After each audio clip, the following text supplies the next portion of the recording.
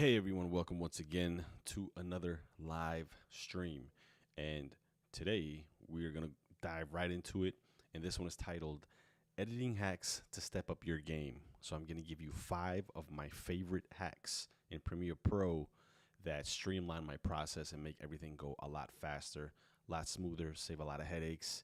And it's just a couple of habits that are really good to incorporate as you move along and you're editing more and more, and save you a bunch of time as opposed to a bunch of hours of a whole bunch of footage in a whole bunch of footage.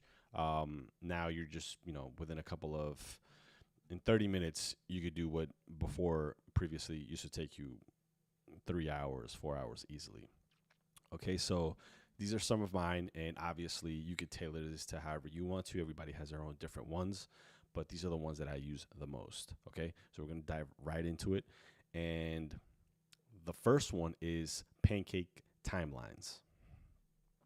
So I'm going to show you exactly what that is. So as you look at my screen, I'm going to show you exactly what I mean. So Pancake Timelines is basically the source timeline is going to be the one on the top, and then the one that you're, I would say the one that you're referencing, the source, is the one on the top, and then the one that you're making your main timeline is the one on the bottom. So I'll show you exactly what I mean.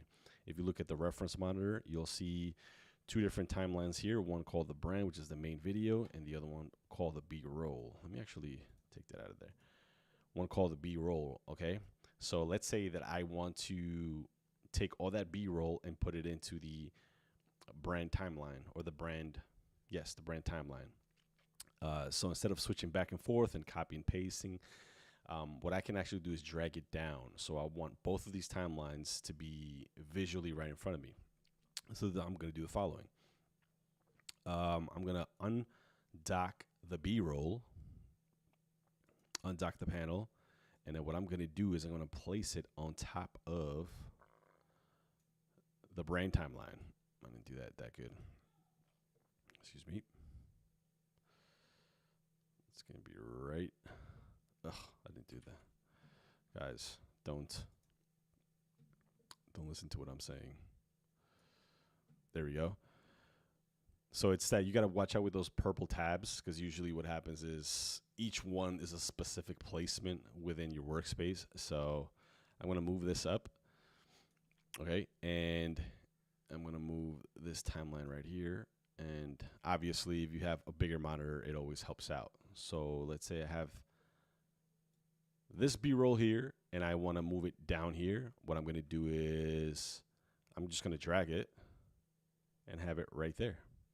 So instead of me going back and forth looking for B-roll that I'm going to use, and I'm just going to, maybe I don't know, I should use this one, I should use that one, let me copy and paste it and bring it back to the timeline you want to use. You can just drag and drop whatever you want down into the timeline, and you're all set. Let me actually do it again on this side right here.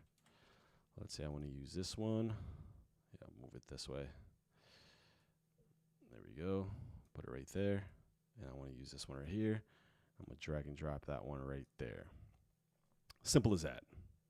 So that's the first one, Pancake Timelines.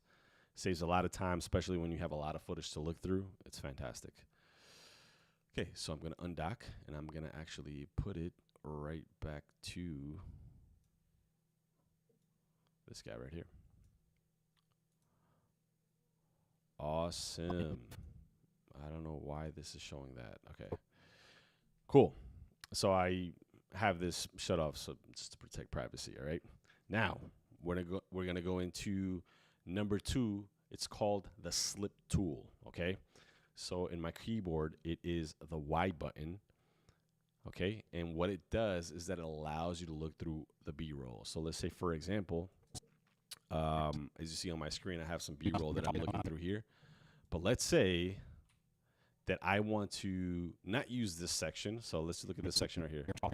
But I want to use a little bit before, or actually maybe a little bit after, right? So instead of me going back or me taking it out of place somewhere else and expanding it to look through it, I'm going to press Y on my keyboard. All right, and that's a slip tool. And what I'm going to do is press on that one, and I'm going to slide right through.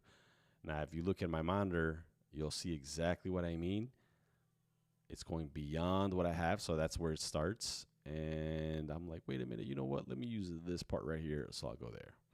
And then what happens is that I just move this. So instead of having the one that I had before, metropolitan I have areas in that Arizona one right understand. there.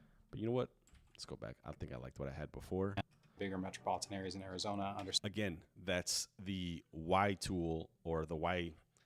It's the Y key in your keyboard. Yeah, the key, right? The Y key. I think that's what you call it. Y key. Okay, cool. Dope. Now, we're going to move right along.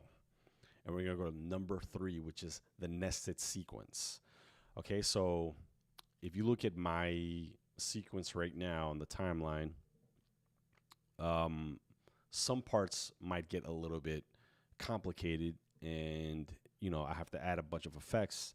I have to, a bunch of clips in there, and I have them color graded specifically, and it's just a lot of stuff into one thing. So what I can do to kind of make visually everything a lot simpler is nest that part of the sequence, or I could actually nest the entire sequence, but I'm just going to nest one part of it and show you what it does.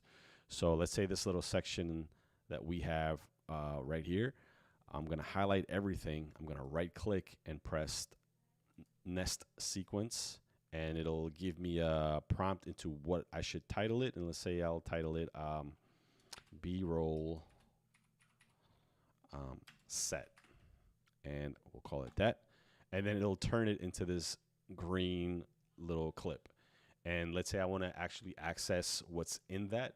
I'll double click it, and it'll take me to a completely different sequence where it's called